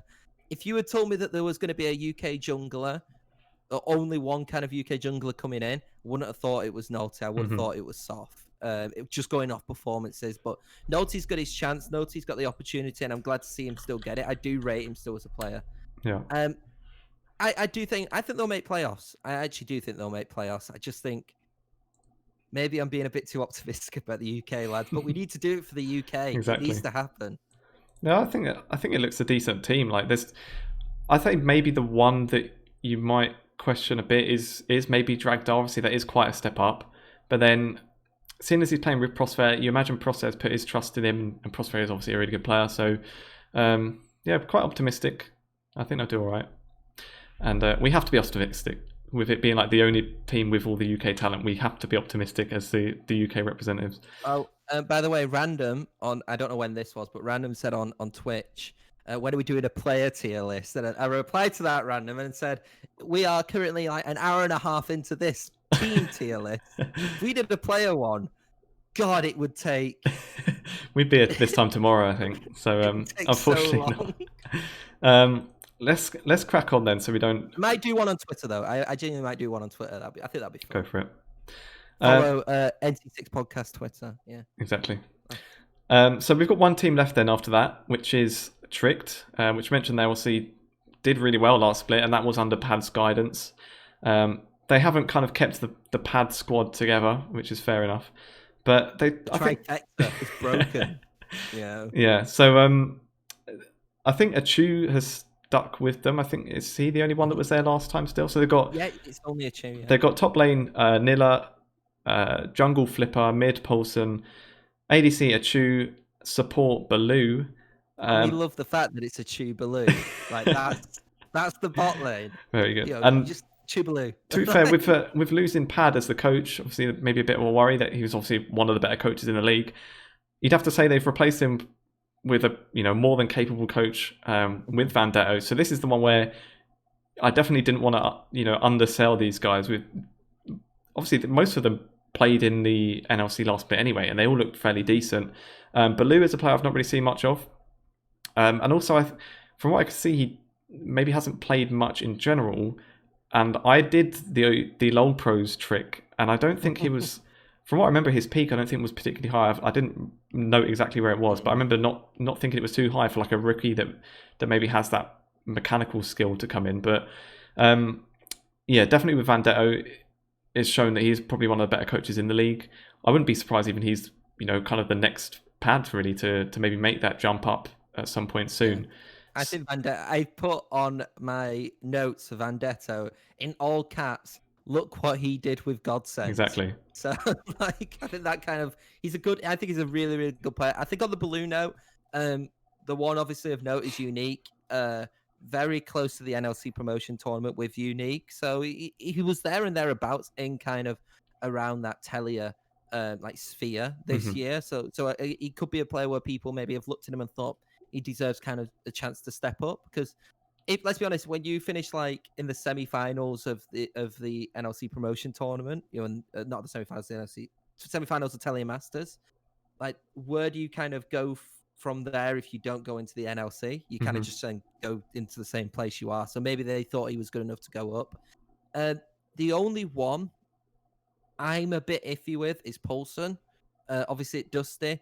A lot of these players, for me, kind of feel like they were really good or solid for their team. I feel like Poulsen was more on like the solid. I don't think he ever did anything great. Never really did anything stand out, but was never like the reason why they lost. Same with kind of with now. I think Flipper was really good for Barrage. I'm really happy to see him kind of get a chance again. And then you've got a Chew. For me, like if you're smart, you kind of focus a Chew. A Chew had the development that player has had in like the last like 2 years has been remarkable, from the player which he was to the player which he is now. I think he's so much better, and I think that he could kind of challenge a lot of other ADCs in this a lot of ADCs they split, and I think that's going to be really interesting to see how he goes. So focus on him, and like I said, it looks like they have done. They've just got solid players around him. That's why I've gone for B. Yeah, because I do think that, like I said, like you've got kind of like the star, which I think you could have in a Chew, and then like the solid like foundations around him for it. A for me, I think you need a couple of stars in there. I don't think they've got that, but I think if Tricks get, you know, anywhere near the playoffs again, I think they'll be happy. You know? Yeah, definitely. I had them in B as well, so nice to finish with an agreement. But yeah, like you say, Chu is especially someone that's been a kind of around the UK leagues before the whole merger as well, and like you say, is just kind of come from strength to strength every split. Just don't give him Ezreal. Is the advice I'd give to every other team, because that felt like on Trick, like every time he got it, he just smashed people with it. So we'll kind of see how he does. I think saying like that, where we talked earlier about a little bit about what the meta could be, from what I can remember on the first few games we've seen in different leagues, I don't think Ezreal's like a big pick right now. So that could be the one thing where we'll see if Achu can kind of broaden that a bit more. Pick. Well, why have we got Barrage so high? Like this Kevo's like. Oh, maybe I'm getting them mixed up. Actually, I think I'm getting Achu mixed up with Kevo with the whole Ezreal thing. Kevo's never mind. The Ezreal. Yeah.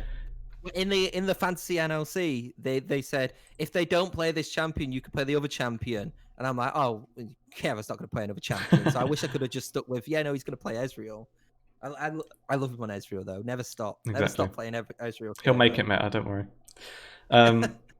So yeah, that was kind of it. My thoughts on Trick. Like we said, it's one where they've all shown that they're okay at this level. Like you say, ones like Poulsen and I think Neela as well. I don't think Ents were in playoffs, if I remember off the top of my head. So they'll be the ones that kind of, I suppose, look to build on what they showed in summer, and then again Flipper and Achu as well, kind of build on it too. And I'm looking at the table now on the Twitch stream. What are your thoughts on it? I feel like, right, let's be honest, I feel like this is going to be one of those where when we post it on Twitter, I feel like there might be a little bit of backlash. On which team? It looks very bottom heavy, but it's for me, I don't think it's as bottom heavy as what it looks like. To be fair, I think B tier is like competing for playoffs. So for what we're saying is that we've got 7 teams, who are like at least a playoff kind of, competing for playoff standard of team. Yeah. C is like you're probably either fighting for relegation or 5th.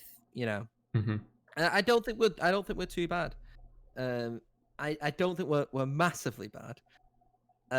Is there any changes though you want to make? I don't think so. I'll show it would have looked a bit silly if we'd gone to completely with mine. So I would have had Fnatic as the S plus, and I actually had no one in S tier after that, which might have shown a bit of a gulf. But so I'm more than happy to even things out a bit. But I think it kind of goes with the sort of general thoughts that people had. What we heard a lot of times through the off season and what people said on Twitter and so on was maybe a bit of a downgrade in the overall level of talent. We've seen a lot of players go to like the Italian league because they see it as a better chance to get to EU Masters. And I think a lot of it stems from that seeding, which obviously we've talked about a lot of different times. And I'm not too surprised to see that, to be fair. Especially with the teams that Excel and Fnatic are put together. If you're someone that's main goal is to go to EU Masters, it's maybe not the league for them to be in with those rosters at the moment. So I don't think it's hugely harsh to say that the rest of the teams are maybe a bit bunched lower down. But then at the same time, there's only one of the academy teams in each group. So all the rest of the sides, should still have a decent fight with each other and hopefully still give us some decent games, And I think as well is that like a lot of teams have kind of gone for younger players, which I actually really appreciate. They've given a lot of players who have either kind of like had their chance kind of developed a little bit more in the lower leagues and come back up and kind of give them players a little bit more of a chance. Or they've give players who like Touch, for example, who's got promoted from Nordavind, Dragdar, for example, who's kind of worked his way up the UK kind of scene a little bit more.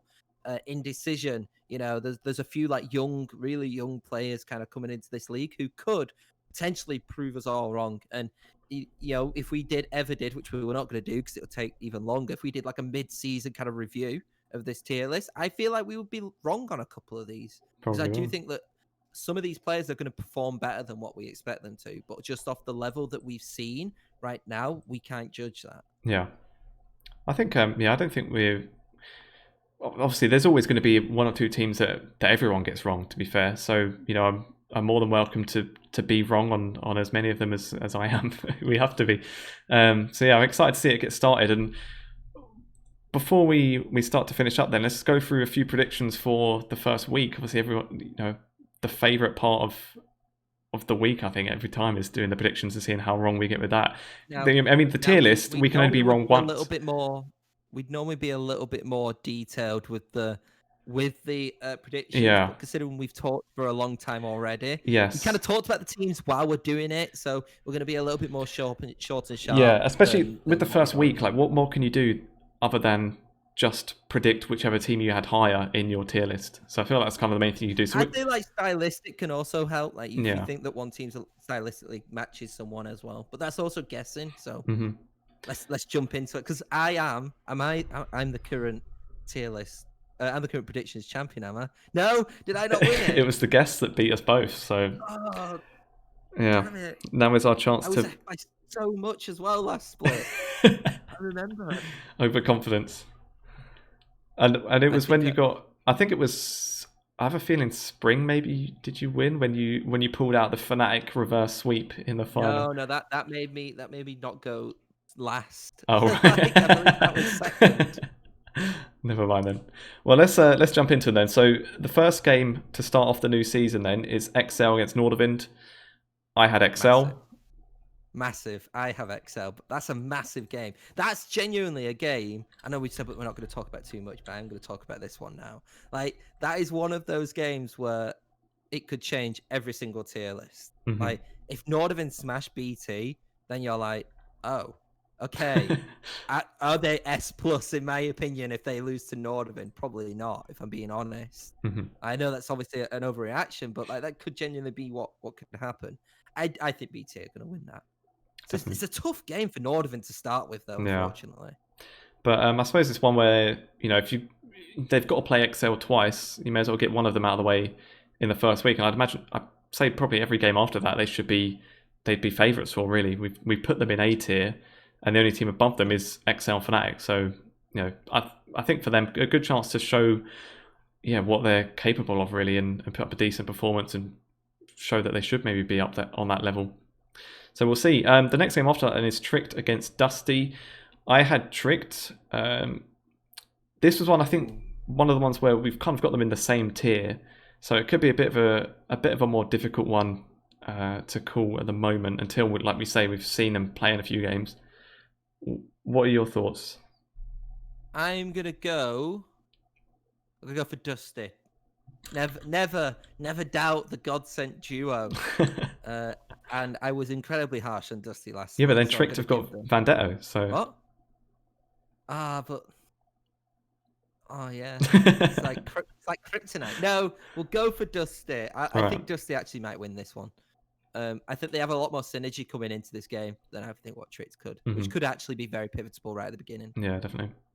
Then after that, we've got Godsent against Granit. I've got Godsent, obviously Granit being the only team that we put in D tier, so yeah, that was that. Yeah, I have Godsent. This again could be a Godsent situation, you know, where like when it was Godsent versus Team Singularity, and then it was like Riddle, wasn't it, that they beat in like one of the first weeks. Beat in the first game or something like that. Yeah. So after Riddle beat XL. I'm gonna go Godsent. Yeah, me too. And then we've got Fnatic against Barrage. I'm going Fnatic, obviously again being the only like the highest team in their group that we in terms of our rankings.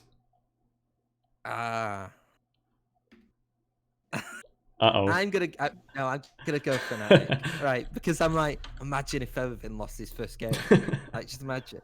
No, I think. I think it's good to note as well. There are more games in the NLC than what there were last week. They are now playing for 3 days, full days, aren't they? I believe where every team plays twice. Because I think teams were really annoyed at the fact that some teams were only playing 1 game every week, which I can understand. So now every team's playing two games, I believe. So a lot more games, a lot more points. Well, same amount of points, just So that collated. I think so that's why kind of a thing that we'll probably do throughout the season is maybe go a bit quicker through predictions than we used to. So we used to spend like half the episode on it, and now there's going to be more games every week. So I think rather than it just being, we'll probably spend we'll probably spend half, but just to avoid it becoming the only thing we talk about, basically. So yeah, on the topic of moving on with predictions, then let's go to Singularity against Riddle, which is the next one. Again, ones that are sort of similar around about level in the tier list. We've got Singularity above Riddle in our tiers, so I've gone for Singularity on this one. We agreed on every single one so far. No, you said Dusty to beat Tricked. Yeah, I'll go Singularity then. I think Singularity. Yeah, I hope so. Just for Britain. Do it for Britain, Singularity. Do it for Britain, you Danish org. I think they're Danish. Yeah. The next one then, MnM against KOVA. These we actually put in the same tier, so we've got them both C. When I did my predictions was after I'd done like my solo tier list where I had MnM in D. So I've gone for KOVA. And to be fair, I think even if we're putting them in the same tier, KOVA maybe in the first couple of weeks might have that edge of having the synergy with the mostly pre-existing side. So you're gonna back the British guys? I'm gonna disagree with you. I'm gonna go MnM. I think Air's gonna do well, and I just kind of hope. I think it's more of a hope that I hope MnM do better than what they kind of look like in the sense of the team which has gone through. And like I said, I did like a 10-minute monologue on them, so I'm gonna vote for MnM. MnM's my new Ents. They're going to be top of my predictions list. I tell you this. Let's see how right you are then. Well, it's good. At least if we disagree on a couple of games, so that our prediction graphic isn't all of the same team. So that's always good. What a first week that would have been. Yeah. So next one then we've got Dusty against Godsent. We've got Dusty slightly ahead. I've gone for Dusty on this occasion. Yeah, that was basically it. I'm going Dusty. 2-0 Dusty. Come on, Dusty, do it for me. I see. And then now we've got the biggest disparity in terms of the tier list: XL against Granite, S plus against D. Do you see a world where XL don't win it? I've gone for XL, obviously. I do see a world where XL don't win it. It just means that XL would have to forfeit. So, they just don't turn up. Or they have like a Mimus incident where the connection goes off or something. So I'm gonna go for BT's internet lets them down. Just DOS them. Let's see. Well, I don't see a world where XL don't win unless something tragic like that happens. So I'm going to go XL. And then we go on to the final day where it starts with Nordavind against Tricked. I'm going Nordavind. Tricked. Well, It's Trick an to interesting one, though, isn't Trick it? to one of the teams. Obviously, we were saying like with Vendetto that they could end up, maybe better than they look on paper, and a lot of players that want to be stepping up from what they had last split. But I think Nordavind, their team they've got right now on paper does look stronger, and it does look a really good side. So I'll go Nordavind, but this is one where I wouldn't be too surprised to see it go the other way. To be fair. No, I think you're right. Are Barrage and Nordavind aren't on the same group, are they? If I remember. I can quickly check. No, they're not. Oh, that's because I wanted to see Mummers versus Kerber. That's the wait for playoffs. God damn it. Yeah, definitely in playoffs. Hopefully, we'd hope so. I'm gonna go for Tricked though in this one. Okay. I think that there is still something to Tricked, and I think Tricked out of the C tier teams, I'm sorry, out of the B tier teams, probably Tricked's the one who I would put the highest out of the lot. Like closer to an A tier. Like I said, the only reason why I didn't put them in an A tier is because I don't think they have like a couple of stars. They just kind of have one right now in a chew. But that could change, and maybe the same kind of problems could have with Nordavind of what they had last time. They had a strong side last time, and it didn't work out for them. So I am going to go for Tricked. I don't think that it's going to be a whitewash, but it could be a close game actually. I think so. Then we move on to Riddle against MnM. Two sides again. We've got in the same the same tier. This one, I'm going for Riddle because again, when I did my predictions, I had MnM below, but this is one. I think two teams where to be fair, quite a lot of unknown quantities, at least for me, and wouldn't be surprised to be wrong on this one at all. Yeah, I'm gonna go with Riddle. I'm gonna go with Riddle as well. It's a tough one, definitely. It is, yeah. After that, I think a bit of an easier one. We've got KOVA against Fnatic. So I'm going Fnatic. I thought you were going KOVA then. Come on. Well, is that the one you think is the obvious choice then? Fnatic are brand new players, KOVA have got that synergy. All right, I'll put you down for KOVA then, yeah? No, it's going to be Fnatic. It could be KOVA. Genuinely, we don't know how Fnatic are going to gel together. You would think that they would gel, if I'm being honest, by looking at kind of the style. But like I said, Maxime Febervin, I do have a little bit of worries on sometimes if they're going to be able to play together. But they should, just off mechanical skill alone, they should be beating KOVA. Yeah, I think so. And then we end with Barrage against Singularity, which is I think another one that could be quite close. We've got a UK org with no UK players against a non-UK org with all the UK players. So I don't know who we should be backing really in this case. I'm going for Barrage. I had them. Well, we got them slightly above in the tier list at least. But yeah, it could be. I think it's a good chance for Singularity to make a bit of a statement. It's not a completely unwinnable game for them to start with, and especially with a lot of people in the NLC scene that probably doubt a lot of the UK talent. Would be a good chance to shut them up really with a first win like that. So I think it's a big chance for Singularity to put make some sort of statement. Really. You think of glass half empty. I think of glass half full. Barrage win, the UK org won. If Team Singularity win, the UK players win. So true. Either way, the UK wins. So I'm gonna go for Barrage. I think the Barrage actually have I think they have a stronger squad than Nordavind. I think that for me they're the third best side. It is close though, isn't it? Actually, very close. Between Nordavind and Barrage, really close. So, and I think that they would need to kind of gain momentum quickly. Barrage as well. I think how many times have we seen it where we've had these good teams and then they've started off badly, and it's just kind of gone. Especially like we said, despite the seeming like there's more games played, there isn't. So there is, there are still quite a low amount of games which each team will be playing in total, which means that early starts are so key. It's why Godsent did so well, had that synergy at the beginning. So, I would hope that a lot of these teams have kind of pushed that. But what we knew from a few is that Barrage was one of the few teams which kind of had completed a lot of their team already. Yeah. I think maybe probably the last one would have been Kievo and Sefa, I'm guessing, because of the whole Ent situation. But it seemed like as soon as they were basically free agents, it looked like Barrage snapped them up straight away. So they would have at least had a few weeks, a few weeks at least to kind of train and practice. I know that AJ, the performance coach, has been saying that he's actually had an off season, to actually prepare these players. So I don't think Synergy is going to be a bit of an issue for them. So I'm going to go Barrage on that. Fair enough. And then, yeah, that's it on the predictions then. I think we could maybe start wrapping up. Been a bit over an hour and a half, so we kind of near and about where we thought we would be. And for a tier list, we've actually done quite well to not just ramble on for hours and hours. I would say this is the shortest tier. No, it might not be, but it feels like it recently anyway. Yeah, definitely. Especially when it's just us two. I feel like it's quicker if we have someone else on. Like, genuinely. Yeah. I do want to say a couple things though. Go ahead. So firstly, thank you to UKEL for actually hosting us now. We appreciate the fact that a lot more people could be able to see us and speak to us and chat. Don't forget to follow us and stuff like that. See, I'm doing your job a little bit at this point. So, and also justice for Soft.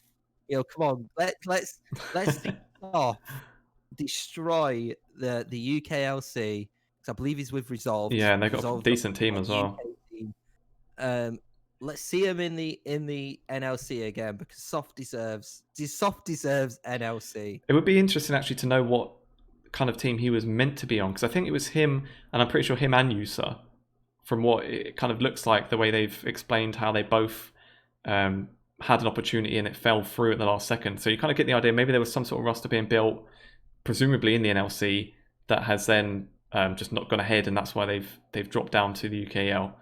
Or well, Soft has at least anyway. So yeah, a bit of a bummer really, and would have been interesting to see what kind of team they were on. But yeah, for them to drop down, if they're on as good a roster as they could have really. So the chance for I think there's two, isn't there? There's Resolve, which has got the UK one, and then I believe in I think it's either in Denmark or in the Norway. There's a Danish roster. I think it's Absolved, and it's got Skud and Regie and stuff like that. So it's these two massive national super rosters, and so I hope kind of both of them push the way through. But you're talking about UK Hope, Resolve are very much. I'd hope they do very well. I really do. Yeah, me too. So then, with that, I think we're pretty much ready to finish up. So for those that have been watching live, and there's been obviously more than we'd usually have, given that we're on the UKL now, you can obviously follow the UKL if you don't already. And for those that are watching back later on, you can of course follow 96 on Spotify or YouTube, wherever you're watching. And our personal Twitters are on the screen too, so you can follow us directly, see when more episodes are coming up. And for this time, just before we finish up as well, just a very quick look at the upcoming games for the UKEL. So the first week does start on the 21st, so in only a few days, starting with Hive against Demise. And then we've got Mythos against Munster Rugby. So there they go, Munster making their first appearance in the UKL after kind of the reintroduction, if you like. Then we've got Nerd Rage against Lucendi, and then finishing off with Viperio against London United. And which game are you most looking forward to, Lee? Come on. I'd say there's a few good games in here actually. I'd say probably it's Munster really. Kind of see what kind of team they built, see how they do, and see how they start, and see if it can kind of go a bit more to plan than it did last time. Obviously without Feeder messing it up. See, so for me, it's all about Nerd Rage. I want to see the hunger and the fire come back. They've just lost out on being on the UKLC. You know? Let's see what they can do. Are they going to push on? And I think that'll be very interesting, because that must be demoralizing. It only happened yesterday. Yeah. So it's very close timing before these games come in. But I'm really looking forward to see Nerd Rage. London as well. I think London's another really good side. So I'm looking forward to seeing them. Definitely. Yeah. With that then, thanks for watching everyone, and we will see you here in the same place, same time next week.